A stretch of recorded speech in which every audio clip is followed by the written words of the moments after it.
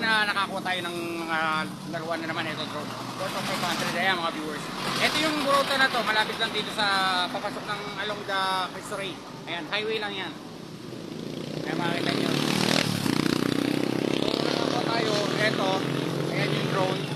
Worth of 500. So tingnan natin kung may mabubuo tayo. Tapos yun nga, ibebenta na naman natin. So balik na naman tayo sa pagkakalikot mga viewers. So tara, silip tayo sa loob ko ng mga makikita pa natin. Ano natin, siguro worth of 500, apat na piraso or 5 piraso yan. So as is yan.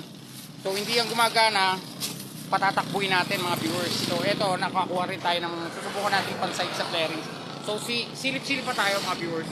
Ito yung mga paninda nila, mga solar light, ayan mga viewers. Ayan. Tapos yung mga laruan, eto. So dito tayo nangangalkal. Ayan. So mahina yung value kasi nitong laruan na to eh. Ito sana magandang ano yun natin. Ayusin sana natin. Ang problema, mahina lang yung value. Ayan. So yung mga laruan na sila. So dito tayo kumukuha niyan. Ayan. So may kakalikutin na naman tayo sa bahay. Ayan, ayan, ayan oh. Ayan sila Ryan at saka yung mga ano, mga viewers. Eto mayroon din laruan ng bata yan. Pero hanap pa tayo ng drone. Tingnan natin. Mga pang spare parts natin.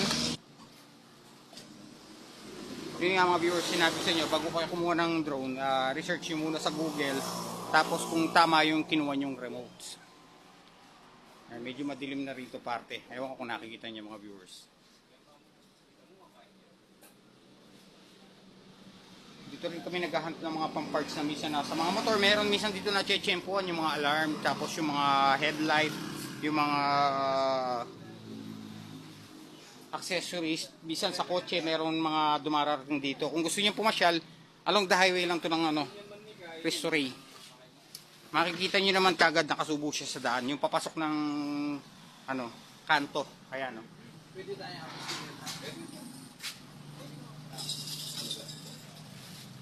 Ito, kung gusto niyo sa dagat, ayan, oh, meron siya.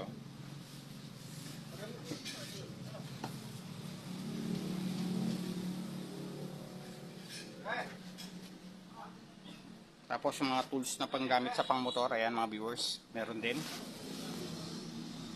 So binigay sa atin 500 yun. Siguro 5 pieces yun. Ayan.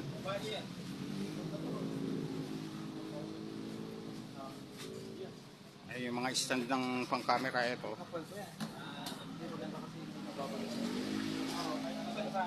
Tara, let's go. Ayusin na natin yon. Wala na tayo nakita. So balik na lang tayo ulit. Ayan. So ito yung pagkakaabala natin. Tara, let's go. Sa bahay natin tignan para malagang 500 yan. As is yan mga viewers. So tignan natin, i-check natin kung alin yung mga gumagana. Stand natin itong ano natin, nilipad. Viewers, so ito, gagawa na natin ng bahay. So yung ang binaklasan natin itong eroplano ay yung kulay yellow. Ito no. Ginupit na lang natin. Ngayon gumawa na tayo ng pattern na tatry natin ilagay dito. Ito. Ayan, nakita niyo ba mga viewers? Subukan natin na bihisan natin to. Bumutas na tayo. Tara, let's go para makita nyo. Baba natin yung matalis para makita nyo. So, sukatan na natin to. Ito siya, oh. Yan. Kailangan na walang tatamang LC. So, bibihisan na lang natin siya. Try natin. Tapos ito. Kunin natin yung sukat nito sa kabila para mag-match siya. Kasi kailangan nito same lang yung butas. Wala tayong ballpen. So gagamitin natin ballpen na panulat. So hindi naman siya nakasaksak. Mamarkahan lang natin. DIY natin kasi wala tayong masyadong gamit. Dapat dandan na lang natin tusukin ito. Saka natin diyahin. Yan, ganito yung ginawa natin dito sa isa.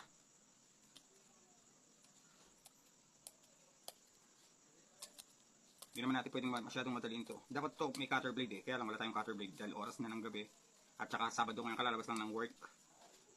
Dahil ito pa yung mga, ayan, ito pa yung mga ni-repair natin, oh. Kasi ginamit na natin dito yung takip niya. So, gagawa na lang tayo ng sarili natin design.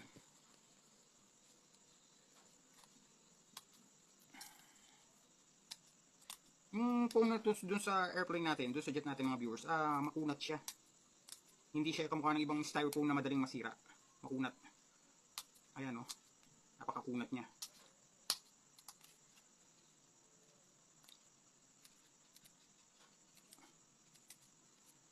Wala eh, pasensya na kayo. Ito lang nakayanan natin.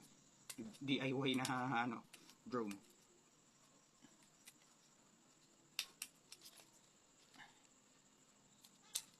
So hindi naman natin, baka lumaki masyadong butas. Kasi kung cutter blade naman to, sigurado tutusok sa kamay natin eh. Kaya mas maganda na itong gunting medyo mapurol. Kaya lang hindi naman siya na-damage sa ibabaw. Balik pa rin na natin. Bali sa ilalim siya mag-damage dahil sa ilalim naman yung